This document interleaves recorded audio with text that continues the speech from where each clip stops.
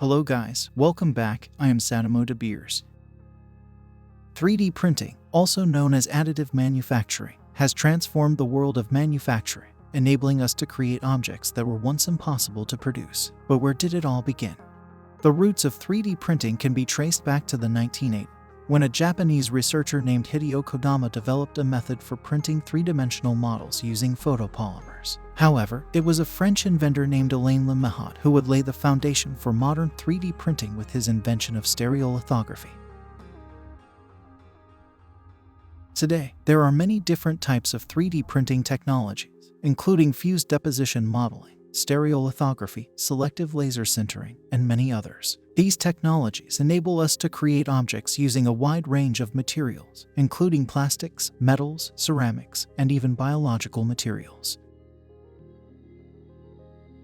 3D printing has revolutionized many industries, from healthcare to aerospace, by enabling us to create complex, customized objects quickly and efficiently. In healthcare, 3D printing has been used to create prosthetics, implants, and even human organs. In the automotive industry, 3D printing has enabled us to create parts that are stronger, lighter, and more efficient than ever before. And in aerospace, 3D printing has revolutionized the way we build rockets and satellites. 3D printing has truly changed the way we manufacture objects. It enables us to create complex shapes and structures that would have been impossible to produce using traditional manufacturing methods.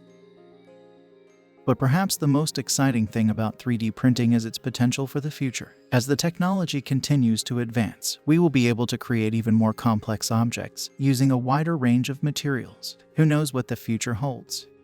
The magic of 3D printing continues to amaze and inspire us as we push the boundaries of what is possible. Thank you very much for watching. I will see you in the next one. This is the way.